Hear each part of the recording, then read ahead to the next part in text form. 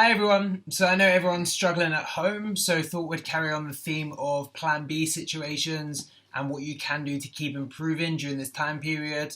I've designed a program for maintaining fitness at home on a treadmill. It could obviously be done outside as well. So if the country you're in is giving you recommendations that you can go outside, as long as you're not near anyone else, feel free to. If you're lucky enough to have a treadmill, then feel free to follow along on there as well. So this is a plan B for maintaining fitness. It's not perfect. It's not incredibly football specific due to the fact that it's got no changes of direction. It's got no ball involved. There is no technical skill or tactical skill. So that's fine in this situation, and we're really looking at how to maintain and possibly improve. But we're looking in a situation where we've got constraints, so nothing's perfect. So it's a 4-week treadmill or field progression. It's based off of 3 sessions per week. The work and rest stays the same. Okay, so session 1 we're looking at 15 seconds on, 15 seconds off. Session 2 we're looking at 30 seconds on, 30 seconds off. In session 3 we're looking at 10 seconds of work and 50 seconds of rest. So when I say rest, this rest is all active rest, okay? So I don't want you guys to jump off the treadmill and stand on the sides and wait and be bored, okay? This could be walking or slow jogging, okay? It's really up to you. And what you can do, you can start week 1 walking, and then you can progress to slow jogging and see how you do with that. But jogging should be okay for most people. We start off with session 1 and 2. We got 3 sets of 4 minutes, okay, for both session 1 and 2, and then we've got 1 set of 10 minutes for session 3.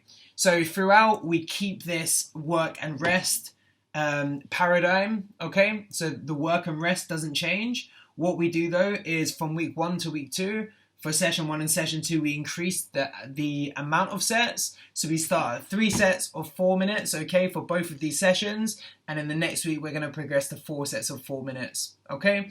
So what we'll find is that we're taking it easy at first. Our RP is 6 out of 10 for these 2 sessions. We progress in time, okay, of the total time by increasing the amount of sets. And then weeks 3 and 4, we increase the length of the set to 6 minutes and eventually 8 minutes, okay?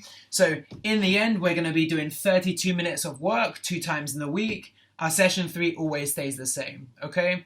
Another variable that is going to change throughout, as you can see on the right side of this, is the RPEs are going to increase.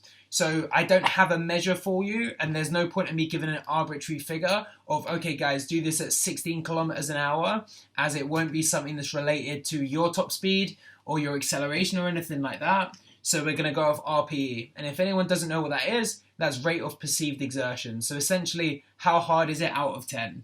So for sessions 1 and 2, we're going 6 out of 10 week 1, session 7 out of 10 week 2, 8 out of 10 week 3, and 9 out of 10 week 4. So the progression's quite simple there. With session 3, every single week, it stays the same. So it's 10 seconds work, 50 seconds rest, okay? And that's going to be 1 set of 10 minutes. I want those speeds to be very, very fast. It's really important to maintain your top speed. And although you won't be able to hit your absolute top speed while on a treadmill, it's better than just running at slower speeds, okay? So during this period, if you can get on a treadmill and you can hit some top speed, or at least close to it, within 80 to 90%, that's going to be really good and help you get back to training and playing safely. So the program in itself is quite simple. I'll bring you closer for a second, and I'll make sure that I do that at the end as well. Maybe we can see if we get a screenshot. So it's really simple progressions. We make sure that we don't do too much work at first. We start nice and easy with 3 sets, and we increase the amount of sets, and we increase the amount of time that we're doing in those sessions as well. The RPEs are really important because if you just go crazy in week 1, you're essentially going to have nowhere to go in week 2, and you'll probably get bored and a little bit discouraged, okay? So let's make sure that you go into it, make sure you stick with a 6 out of 10 RPE and increase it slowly and gradually. Like I said, I'll try and get a screenshot up there at the end. I believe that if you do this program for 4 weeks, you're probably not going to be shocked when you come back to playing and training. Whereas if you're not doing this type of work, then it's going to be very tough for you to come back safely and feel good while you play. One more thing to add, just in regards to the type of treadmill you're using. Curved treadmills are preferred, but we know they're not that common, especially if it's one you've got at home. So what I would say is judge how bouncy your treadmill is. So some treadmills you'll notice are very, very loud and you feel really springy. And that can just be due to the design of the treadmill. So I'd recommend that you put a treadmill on a 1 to 2 degree incline. If you think it's really, really bouncy, then go for a 2 degree. If you don't really notice, then maybe put it as 1 degree. Because otherwise you'll find that a lot of the work you're doing is not actually you. It's basically like you're on a springboard and that's helping you out a lot, okay? Which is why sometimes people will run ridiculously fast 5Ks and things like that in like 18 minutes. But then when they go out on a track or the road, you'll find that their real times are like 24 minutes. So make sure that you're not just bouncing along on a trampoline. Again, I'll get a screenshot of that up for you guys so you can look at it. And I hope you guys enjoy it. I hope the progressions make it interesting. If you do choose to go with it, please stick with it and really give it a chance and see how you feel.